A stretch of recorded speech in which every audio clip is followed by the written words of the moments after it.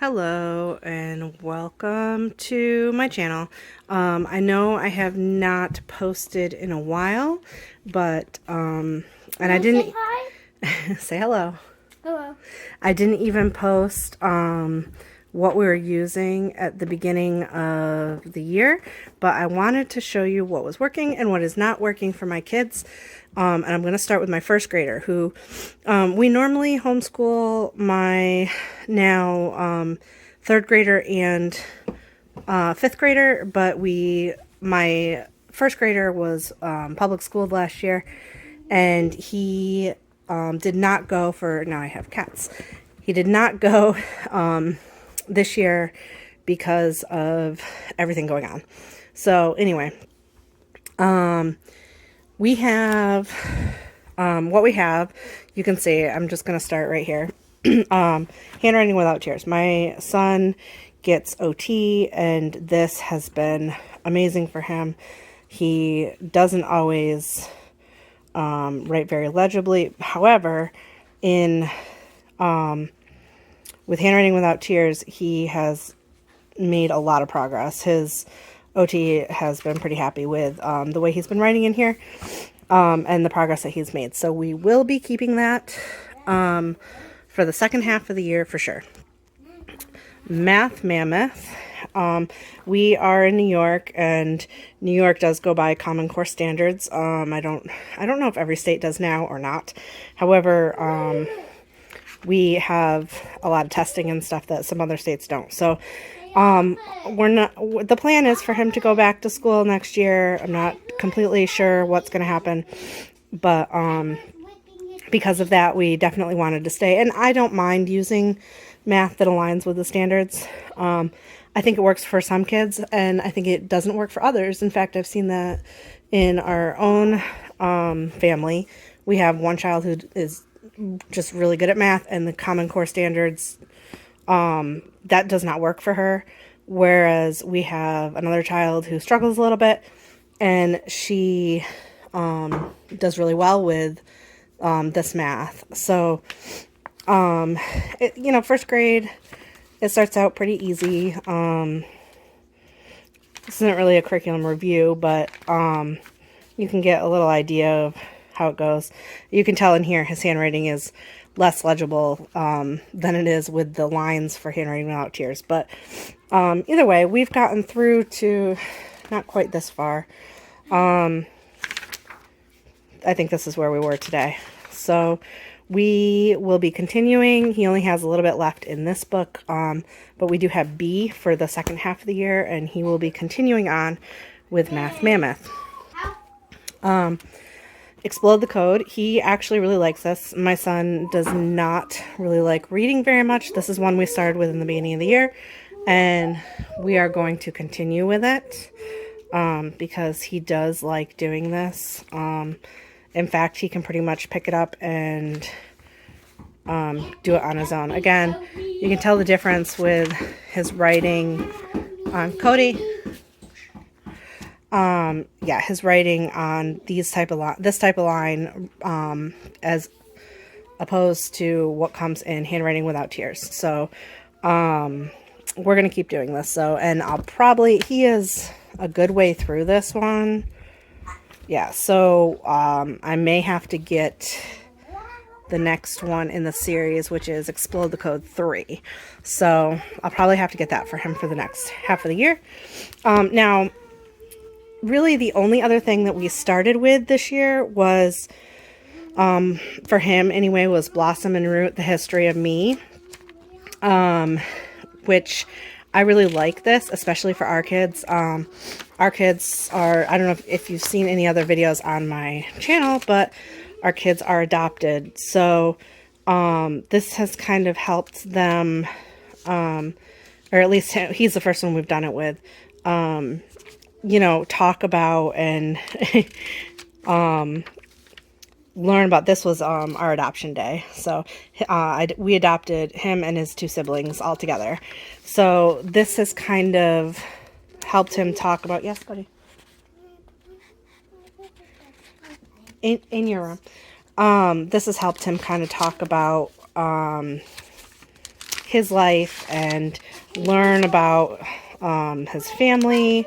And we're very open with his biological family. He still sees his mom and stuff. So, but this has kind of helped him go through, because he was only 7 months old when he came to us. So I really like this, and it goes through where you live, things that make my country special. Like, there's some really good things in here. After it gets through learning about yourself and your family, because really,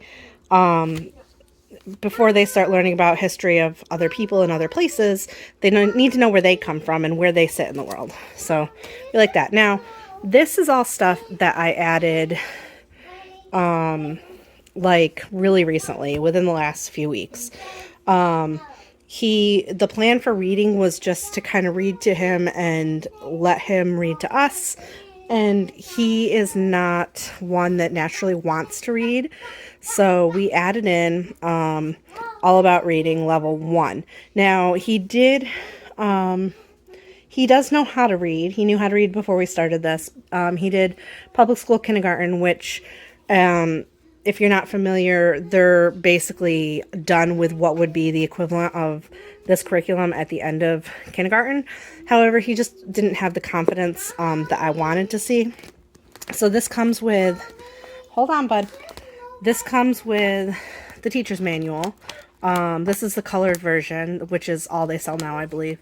So it really explains everything to you on how to teach reading. Then we have, it comes with the learning activity book, which is also all in color. And we've only been using this curriculum for a few weeks. And like I said, it's already shown him that it's already built his confidence to the point where he's reading fluently without sounding words out. Like, we were having a hard time where he would sound out the letters in each word. And this week especially, he's made the jump. Now this comes with 3 different readers. So like, it starts super simple. Like, that's how easy it starts. Where are we? You can see it gets harder fairly quickly. We just read this story, so we're a good way through already, the first book. The end of the first book, I'll just show you. Still, nothing super hard, but more words than in the beginning. And then I'll show you about the middle of the second book. They're really adding quite a bit. Yeah, that's the second book. And then by the third book, I'll show you by the end.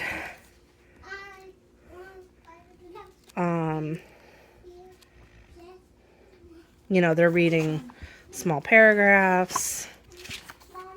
There's just a lot more hold on, buddy. A lot more to it by the time you're getting into this book. So that's what we want to do, is build his confidence with that. The other thing we are going to add, I just got this book today, so we haven't added it yet, is a little bit more geography.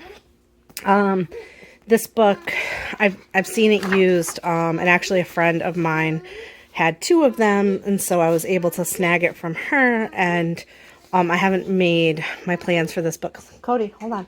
I haven't completely made my plans for this book yet, but I've had it on my wish list for a while, and I do know that Waldock Way has a traveling unit that goes with this. So I'm going to look into that. So that is everything. And I know I made a mess. Oh, and I wanted to show you, for the All About Reading, you tear out the pages. These are all activities that you do with the kids. And if you put them in a notebook, I saw this on a couple other YouTube channels. If you put them in a notebook, you're able to keep everything so they can revisit, kind of make it, and you can kind of make it into like a interactive notebook where, like, see, we taped this on. This is a project where there's a hole in the mouth of the monster, and my son loved this. You can feed Yeah, he's talking about it. You can feed the words to the monster and you read the word as you feed it to him. So he really liked this. So this is something that we could do again. This is something that he glued on. So there's some that you can't do again, but you can still see them in here. And then we played bingo, which this comes with, I think, was it 3 or 2? It was 2. 2 different bingo sheets. So these are just taped on. We could use them again if we wanted to. And you just use like little toys or math manipulatives, little erasers or something to, you know, I would say,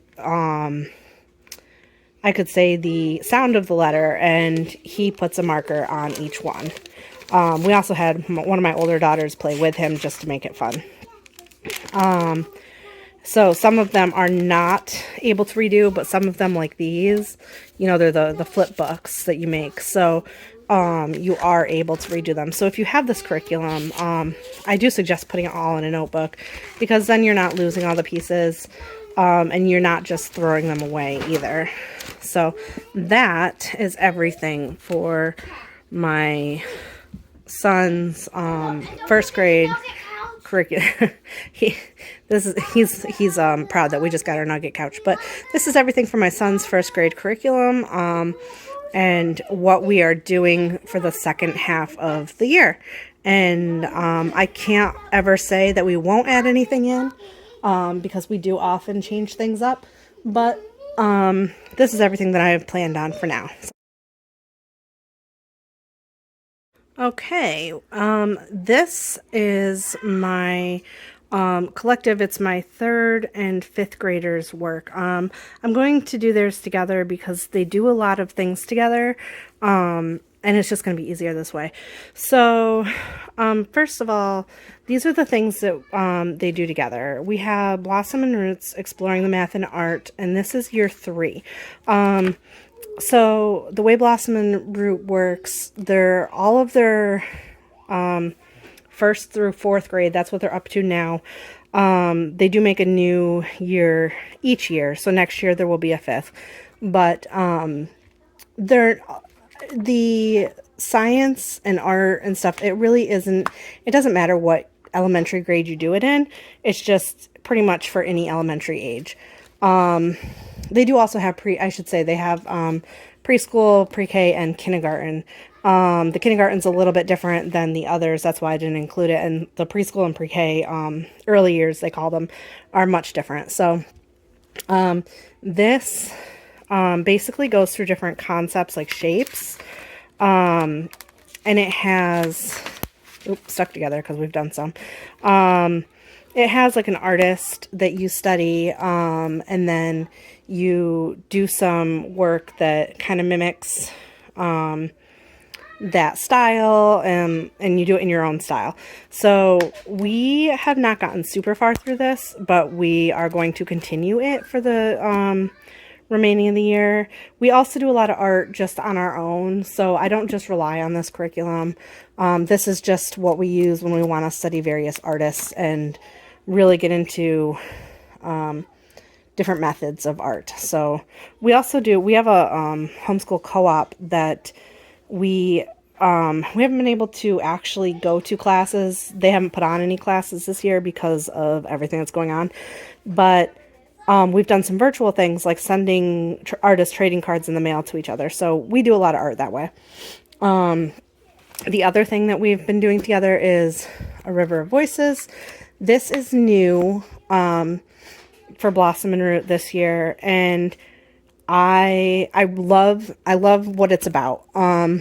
It's, you know, it's what it says. It's a river of voices. They wanted to include marginalized voices, people who aren't necessarily included in history's voice in public schools a lot, and, you know, the perspective that isn't taught a lot.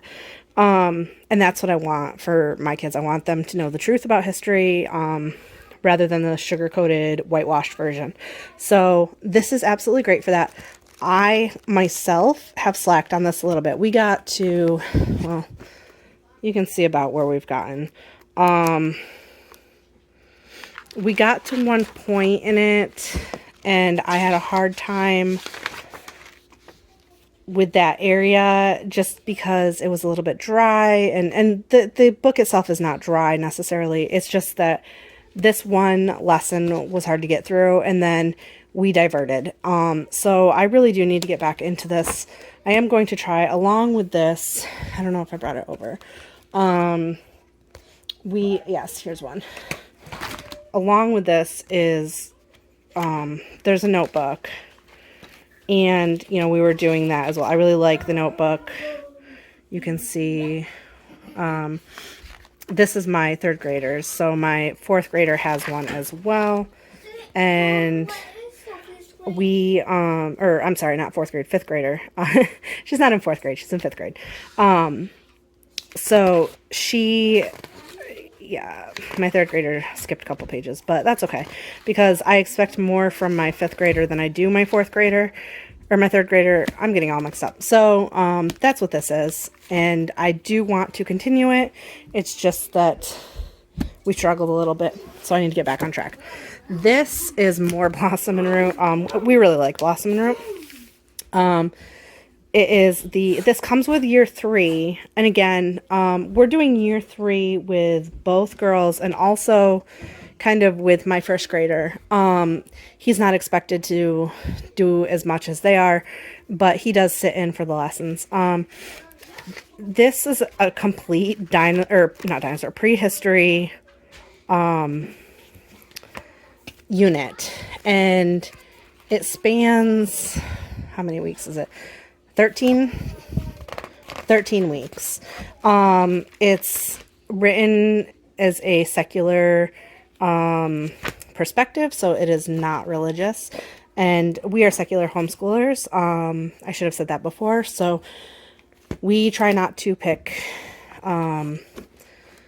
materials that are religious in nature or not secular in some way. However, as you'll see, that doesn't mean that everything we have is non-secular. I will put a disclaimer.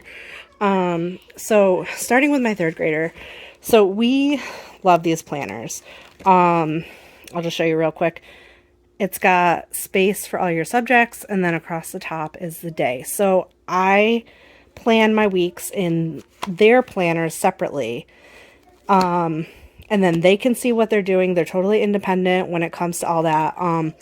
I do obviously have to teach them some concepts when it comes to math and science. And, you know, I do teach them concepts, but they're independent when it comes to getting their workout and, for the most part, getting started and completing a lot of things. So both of my girls have one of these planners. Now, Horizons is not, it is not secular. And the lower levels, we use this in like kindergarten, kindergarten and first grade. And then we had kind of taken a break from it, and I got it again this year because I really wasn't sure what to go with. And it's colorful. The kids seem to like it. However, I'm not thrilled with it this year.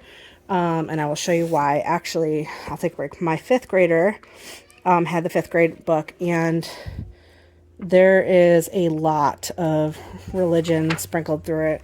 Everything from, you know, just the fish in there a lot, to Psalms written in. I'll pass most of it, but it's actually in this book a lot. And there's some more. We don't necessarily like religion in our schoolwork. It's fine if that works for you, but if you are secular and looking for secular resources, I do not recommend this. And also, it's not like it's the best program out there, and, you know, we would just put up with the parts that we didn't like for that. My third grader started having a lot of difficulty. And it's not just this program, but she's having a lot of difficulty with math as she was getting up there. So we actually scrapped this altogether. I got it out to show you, but we're not doing this right now. What we are doing with her is Math Mammoth. And we started from the beginning of the school year because it's 3A. There is a 3B, but even though we're halfway through the school year, we decided to go with 3A to start over and just really nail down some of those concepts. Not to mention, Horizons Math is not aligned with Common Core, whereas Math Mammoth is. So she was learning different ways to do things, which actually has clicked really well with her. I know some people do not like that method of doing math, but it has worked really well with her. She's enjoying math, whereas she was really not liking it before. So, sometimes you just got to give it a try, because it really is, it's different for each kid. Now, also the thing that I like is Math Mammoth will give you links. There's actually a QR code, and then there's links to videos and games and all kinds of things for the chapter that you're on. So that is also, we have this board. Now, I don't know if you can see the shrink wrap on it. I have not even opened it. You can see the bag is still stuck there. Normally you would use this to use as a hundreds board to all the tiles come apart and you put them together. My daughter uses this to, sometimes she'll have a hard time with, say, like when she gets to the hundreds and she's counting backwards, she forgets that 99 comes before 100. Whereas if she's counting, she knows. But like if she's at 400 and she has to subtract, or 405 and she has to subtract 6, she forgets that 399 is before. So she'll use this to look at. So I wanted to get that out. We use a lot of different manipulatives, but I thought that was a good one if you are having a similar problem. Or even for multiplying, you can say, okay, let's count by tens or let's count by fives. And that works really well for us. So that is math. Now, for my back on my third grader for sure. For language arts, we are doing Blossom and Root. We've done this for a couple years now, and this year is Curiosity and Courage. Now, this goes through, she has actually read the books in this on her own this year, so she has soared with her reading confidence. Whereas the last few years, this is meant to be read aloud books for your kids. However, like I said, she can read them on her own now. So she's read books like Phantom Toll Booth, My Side of the Mountain. She just read, she was in love with it. I actually just ordered the other 2 books that go with My Side of the Mountain because she liked it so much. And then it comes with the student book. Now, we're not doing the dictation pages, so you'll see those blank. But, for example, 1 week would start with, there's a literature journal where she draws and she answers the questions, a narration where she's summing up what she read for that week. There's word lists. She did a lot for this page. There's playing with vocabulary where they cut out the vocabulary words and they can make pictures and stuff with them, or poems. This is copywork where she gets some of her handwriting practice in, and she learns, we talk about nouns and verbs and all that. In the 4th grade version, it actually incorporates that, but I'll show you that after. We don't do dictation, as I said. So yeah, we do enjoy that. And then, okay, so, in science, you are, for Blossom and Root, you, are given main topics that you need to focus on for that week, or however long you're going to go over they call them wonders. And you read certain pages out of books that they recommend, and then there's videos, which my kids really like watching the videos. And then there's labs that you can choose from, projects you can choose from. There's also, each of my kids, or each of my girls at least, has, there's a couple that for some reason, we skipped a few. So, okay. Year 3 comes with, it's animal science. However, there's a couple ways you can do it. It starts out with the animal kingdom and then goes to evolution, extinction. What's number 3? and then the history of animal life. And then some people switch to doing that dinosaur or prehistoric unit, and then they come back to this because that's kind of where it fits in the timeline. However, we were so excited about the prehistoric unit, we just started that first, and then we skipped the first 3 wonders in here. So we've done some neat labs, such as well, this we just added in, but we ordered synthetic fish on Amazon that we were able to dissect. The kids had a lot of fun with that. I'll try to insert that in here if I can.